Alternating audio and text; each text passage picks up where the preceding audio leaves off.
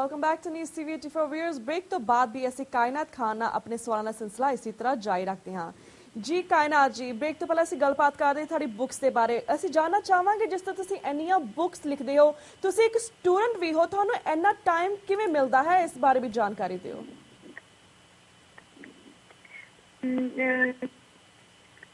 जी ਤੁਹਾਡੀ ਆਵਾਜ਼ ਕਲੀਅਰ ਨਹੀਂ ਆਉਂਦੀ ਬਈ ਦੁਬਾਰਾ ਅਕਸਰ ਸਪੈਲ ਕੇ ਆਖੇ ਕਰਨੀ। ਯੈਸ ਕਾਇਨਾਤ ਜੀ, ਅਸੀਂ ਪੁੱਛ ਰਹੇ ਸੀ ਜਿਸ ਤਰ੍ਹਾਂ ਬ੍ਰੇਕ ਤੋਂ ਪਹਿਲਾਂ ਤੁਸੀਂ ਸਾਨੂੰ ਦੱਸ ਰਹੇ ਸੀ ਕਿ ਤੁਸੀਂ ਕਿਸ ਤਰ੍ਹਾਂ 4 ਬੁੱਕਸ ਲਿਖੀਆਂ ਨੇ, ਠੀਕ ਹੈ ਜੀ, ਵੱਖ-ਵੱਖ ਸਬਜੈਕਟਸ ਦੇ ਉੱਪਰ। ਜਿਹੜੀਆਂ ਇਹ ਬੁੱਕਸ ਤੁਸੀਂ ਲਿਖੀਆਂ ਨੇ, ਜਿਸ ਤਰ੍ਹਾਂ ਤੁਸੀਂ ਪੜ੍ਹਦੇ ਵੀ ਹੋ, ਤੁਸੀਂ ਆਰਗੇਨਾਈਜੇਸ਼ਨ ਵੀ ਚਲਾਉਂਦੇ ਹੋ, ਤੁਸੀਂ ਇੱਕ ਟੈਨਿਸ ਖਿਡਾਰੀ ਵੀ ਹੋ, ਤੁਹਾਨੂੰ ਇੰਨਾ ਟਾਈਮ ਕਿਵੇਂ ਮਿਲਦਾ ਹੈ ਕਿ ਤੁਸੀਂ ਇਹ ਬੁੱਕਸ ਵੀ ਲਿਖ ਸਕੋ, ਇਸ ਬਾਰੇ ਜਾਣਕਾਰੀ ਦਿਓ। ਜੀ ਜਦੋਂ ਮੈਂ ਟੈਨਿਸ ਸਟਾਰਟ ਕੀਤੀ ਹੈ, ਜਦੋਂ ਮੈਂ 12 ਸਾਲ ਦੀ ਹਾਂ, ਜਦੋਂ ਮੈਂ ਟੈਨਿਸ ਬਿਲਕੁਲ ਫਸਟ ਡੇ ਜੇ ਸਟਾਰਟ ਕੀਤੀ ਹੈ, ਤਦੋਂ ਮੈਨੂੰ ਡਿਫਿਕਲਟੀ ਹੁੰਦੀ ਹੈ ਕਿ ਮੈਂ ਡਾਇਰੈਕਟ ਕਿਸ ਤਰ੍ਹਾਂ ਜਾ ਕੇ ਖੇਡ ਸਕਦੀ ਹਾਂ। ਅਤੇ ਉਸ ਟਾਈਮ ਮੈਂ ਫੋਕਸ ਕੀਤਾ ਆ ਕਿ ਉਸਦੀ ਥਿਊਰੀ ਪਾਇਆ ਤੇ ਉਸ ਚੀਜ਼ ਕੀ ਹੁੰਦਾ ਹੈ ਕਿ ਨਹੀਂ ਹੁੰਦਾ। ਉਸ ਵਿੱਚ ਇੱਕ ਰੈਕਟ ਹੁੰਦਾ, ਉਸ ਵਿੱਚ ਬਾਲ ਹੁੰਦੀ ਹੈ ਤੇ ਉਸ ਵਿੱਚ ਨੈਟ ਹੁੰਦਾ, ਪੁਆਇੰਟਸ ਉਸ ਇਸ ਤਰ੍ਹਾਂ ਹੁੰਦੇ ਹਨ। ਤੇ ਮੈਂ ਉਸ ਸਾਰਿਆਂ ਨੂੰ ਲਿਖ ਛੋੜਾ ਤੇ ਮੈਂ ਉਸ ਸਾਰਿਆਂ ਜਦੋਂ ਲਿਖ ਛੋੜਾ ਤੇ ਬਾਅਦ ਮੈਂ ਉਹਨਾਂ ਨੂੰ ਇੱਕ ਕਿਤਾਬ ਵਿੱਚ ਬੰਦ ਕਰ ਛੋੜਾ ਤੇ ਉਸ ਕਿਤਾਬ ਨੂੰ ਮੈਂ ਨਾਮ ਦਿੱਤਾ ਹੈ ਕਾਇਨਾਤ ਐਂਡ ਟੈਨਿਸ। इसी बुक के थ्रू मैं आप ही सिखाया मैं चाहती हूँ कि इसी बुक के थ्रू और यंग टैलेंट वो भी सीखे, वो भी आगे आवे तो वो भी सीखे। इस तरह मैंने किताब लिखने का शौक पैदा हुआ। तो मैं जब पहली किताब लिखी छोड़ी तो इसके बाद दूसरी लिखी, उसके बाद तीसरी। पहली बुक किताब लिखने का मैंने ये फायदा हुआ कि पाकिस्तान एज मेंस एज असामुल हक ने पहले किताब लिखी है टेनिस से होते तो वुमेन एज मैंने पहले लिखी है टेनिस की बुक। जी जी ਕਾਇਨਾਤ ਜੀ, ਜਿਸ ਤਰ੍ਹਾਂ ਤੁਸੀਂ ਇੱਕ ਸਪੋਰਟਸ ਖਿਡਾਰੀ ਹੋ, ਇੱਕ ਲਿਖਾਰੀ ਦੇ ਹੋਣ ਦੇ ਨਾਲ ਨਾਲ ਤੁਸੀਂ ਇੱਕ ਵੈਲਫੇਅਰ ਆਰਗੇਨਾਈਜੇਸ਼ਨ ਵੀ ਚਲਾਉਂਦੇ ਜਿਸ ਦਾ ਨਾਮ ਹੈ ਕਾਇਨਾਤ ਵੈਲਫੇਅਰ ਆਰਗੇਨਾਈਜੇਸ਼ਨ। ਸਾਰੇ ਦਰਸ਼ਕਾਂ ਨੂੰ ਇਸ ਆਰਗੇਨਾਈਜੇਸ਼ਨ ਦੇ ਬਾਰੇ ਵੀ ਜਾਣਕਾਰੀ ਦਿਓ। ऑर्गेनाइजेशन ਜਦੋਂ ਮੈਂ 12 ਸਾਲ ਦੀ ਹਾਂ, ਮੇਰੇ ਆਪਣੇ गांव शहरा सैलाब आया सी ਤੇ ਉਹ ਸੈਲਾਬ ਬਹੁਤ ਜ਼ਿਆਦਾ ਖਤਰਨਾਕ ਸੀ ਤੇ ਉਸ ਸੈਲਾਬ ਨੇ बड़ी तबाहियां मचाई थी। तो जो मैं अपने गाँव सैलाब खत्म हुआ तो मैं गई हाँ तो मैं अपने गाँव की हालत देखी कि उधर लोगों के मकान टूट चुके हैं, से निके निके बच्चे हैं खिलौने गुम गए हैं। वो बच्चे जो तालीम हासिल कर रहे हैं उन्होंने बैग गुम जीते हो गए, उन्होंने किताबें खत्म हो गई हैं। तो उन्होंने वास्ते खाने वास्ते कुछ नहीं गा, पीने वास्ते उन्होंने को साफ पानी नहीं गा। तो मैं उस टाइम उधर उन लोगों के पास गई। मैं उन्होंने जितनी मदद जितना मेरे को हो सकता थी कि मैं उन्होंने बच्चों को खिलौने देवा, उन्होंने बच्चे को किताबें देवा, उन्होंने फूड प्रोवाइड करा, मैं अपनी मैं उन्होंने मदद कर दी थी। तो इसी शौक ने मेरे दिल में जज्बा पैदा किया इंसानियत की खिदमत ना। हाँ जी, इसी जज्बे ने इसी शौक ने जो है ना मेरे अंदर इंसान का जो है ना खिदमत का एक जज्बा पैदा किया था। तो इस खिदमत को मैंने एक सॉलिड फॉर्म में लाने के लिए मैंने एक NGO बनाई। मैंने अपने नाम दिए NGO कायनात वेलफेयर ऑर्गेनाइजेशन NGO बनाए जो 800 बच्चों को अभी तक 800 बच्चों तालीम के खेल फराहम कर चुकी है। हाँ जी, जो 16,000 बच्चों को मैं आपे जाकर मदरसे स्कूल जाकर मैं मैसेज देता है आप ये बुक देती हैं। इस जरिए मैं वो बच्चे फाइंड करनी है, वो बच्चे तलाश करनी है जिन्हें टैलेंट है, जिन्हें एक जज्बा है कि अपने मुल्क के बच्चे इंटरनेशनल जाकर उधर नाम रोशन करें।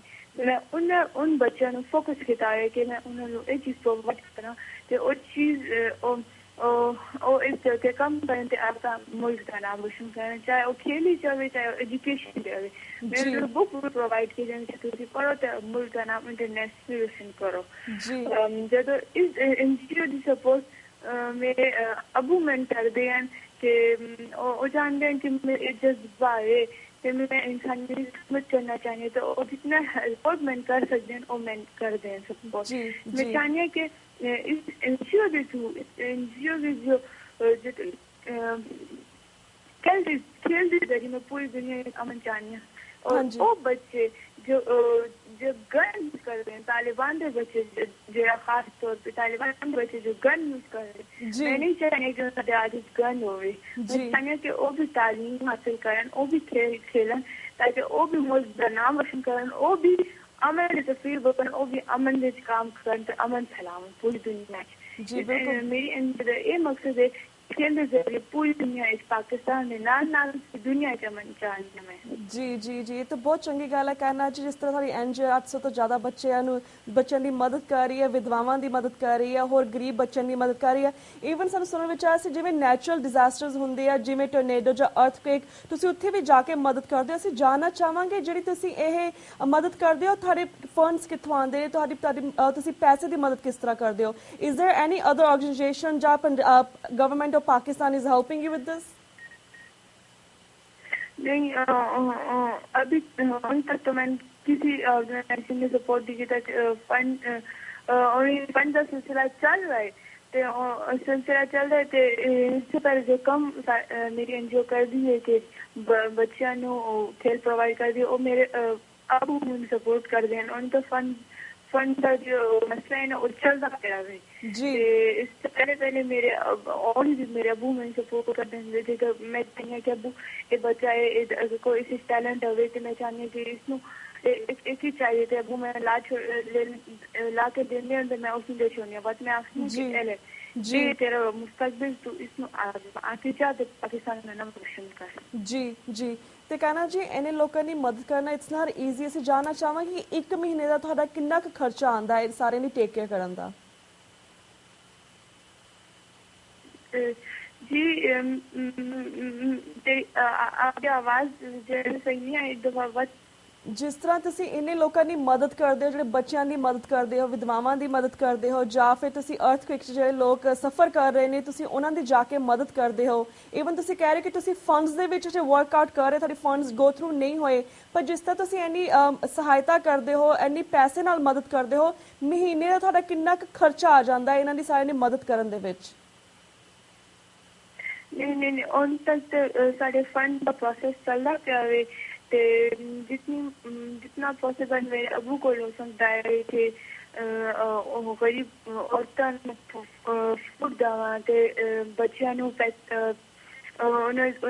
उन्होंने पैसे दवा, जितना मेरा अबू में सपोर्ट कर सकते हैं, जितना मैं अगर पाकिस्तान के टैलेंट पे सपोर्ट कर सकती हूँ मैं करनी चाहिए। और मैं इंशाल्लाह इसी एनजीओ के थ्रू और भी बच्चों सपोर्ट कर सकूँ जी। और सारे तो फंड का प्रोसेस चल सकते हैं तो अच्छे रिजल्ट आ सकते वक्त मैं उस जरिए अपने नाम की टेनिस फेडरेशन बना सकती जिनसे जिन्हें इस वजह से कि जो बच्चे इस टैलेंट है और जो बच्चों ने शौक है उस फेडरेशन से आकर खेल सन, उन्होंने बॉल भी प्रोवाइड कर सा, रेडी भी प्रोवाइड कर सा, बट उन्होंने एक हेल्प हो जैसे कि एक रावलपिंडी एक फेडरेशन है कायनात खान टेनिस प्लेयर फेडरेशन है कि मैं इसमें आगे चला सकूं जो मैंने अच्छे रिजल्ट मिल सकन इंशाल्लाह। जी जी ते कायना जी जिस तरह तुसीं इन्ने लोकां दी हेल्प करदे तुहाडे नाल होर कौन तुहाडी मदद करदा, तुहाडे नाल किन्नियां टीम्स दे मैंबर्स ने तुहाडी मदद कर रहे ने इस ऑर्गेनाइजेशन दे विच?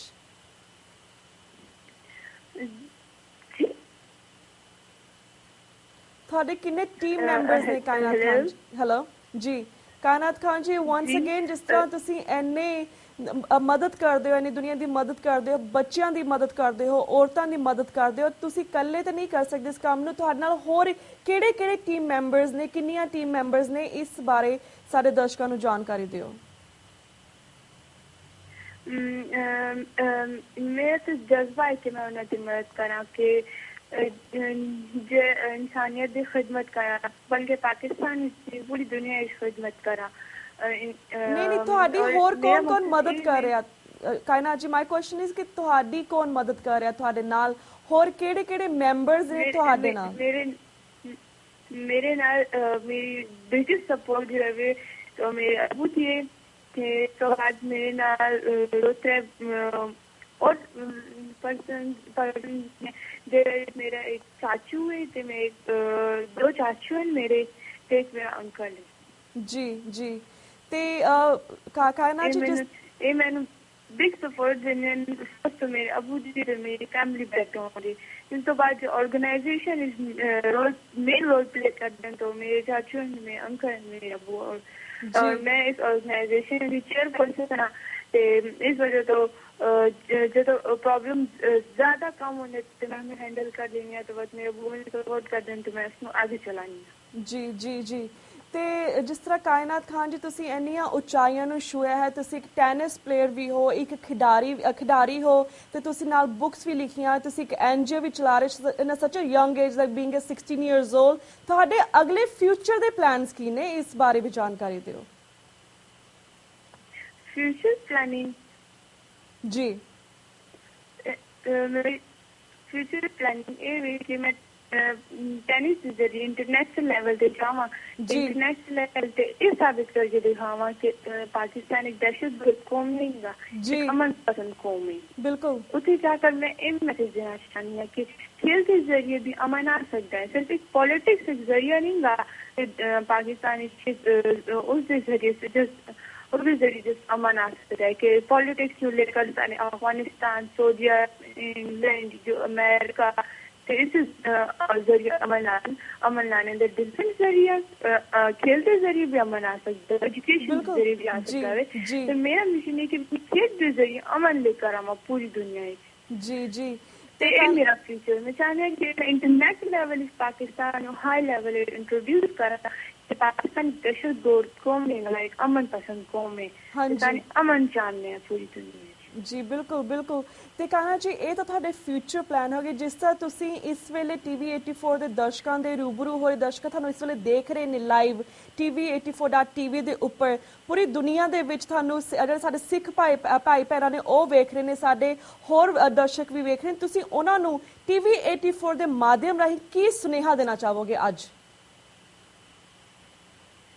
टीवी 84 के उन लोगों ने मैं बहुत शुक्रिया अदा करनी है बहुत ज़्यादा शुक्रिया अदा करनी है कि जिन्होंने मैंने इतनी सपोर्ट की थी कि मैंने इस इंटरनेशनल लेवल से चैनल से मैंने इंट्रोड्यूस किया वे ते वो बंदे जो बैकग्राउंड काम कर दे मैं बेहद शुक्रगुजार हूँ उन्होंने मैं इतनी इज्जत बख्शी कि मैं इस चैनल पे आगे बैठी हूँ और ये प्रोग्राम अमेरिका से मैं कहनी हूँ कि अमेरिका की आवाम में सलाम पेश करनी है आपके वास्ते भी सलाम पेश करनी है जी जी शुक्रिया ते कायना जी मेरी एक ख्वाहिश है कि उन्हीं मैं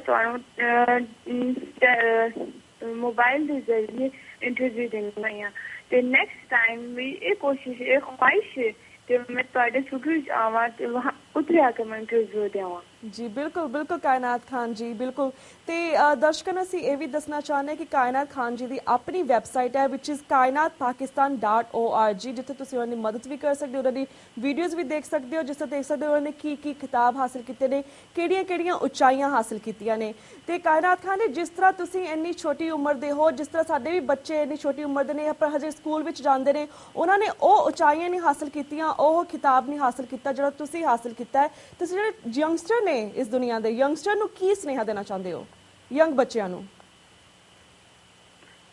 यंग बच्चों मेरे ख्याल तो मेरी सपोर्ट उन्होंने माँ बाप की होनी चाहिए तो इस तो बाद गवर्नमेंट जिससे उसके माँ बाप ने एक पता चाहिए कि उस बच्चे के टैलेंट हो कि उसके बच्चे तालीम में आगे आने पर खेल देश आगे आने पर किसी और एक्स्ट्रा एक्टिविटी जैसे उन्होंने बहुत ज्यादा शौक है तो आगे आने पर जो उसके माँ बाप से अगर उस बच्चे तक टैलेंट आवे तो उस टैलेंट ਨੂੰ ਅੱਗੇ ਲਾਵਣ ਤੇ ਉਸ ਟੈਲੈਂਟ ਨੂੰ ਅੱਗੇ ਲਾਣੇ ਦੇ ਬਾਅਦ ਅਗਲਾ ਸਟੈਪ ਹੈ ਕਿ ਗਵਰਨਮੈਂਟ ਉਸ ਤੇ ਐਕਸ਼ਨ ਕਰੇ ਉਸ ਨੂੰ ਇੰਟਰਨੈਸ਼ਨਲ ਲੈਵਲ ਤੇ ਲੈ ਕੇ ਜਾਵੇ ਜੀ ਜੀ ਤੇ ਕਾਇਨਾ ਜੀ ਸਾਡਾ ਹੁਣ ਵਕਤ ਜੀ ਕਾਇਨਾ ਜੀ ਤੁਸੀਂ ਕੁਝ ਹੋਰ ਕਹਿਣਾ ਚਾਹੋਗੇ ਟੀਵੀ 84 ਤੇ ਵਿਊਅਰਸ ਨੂੰ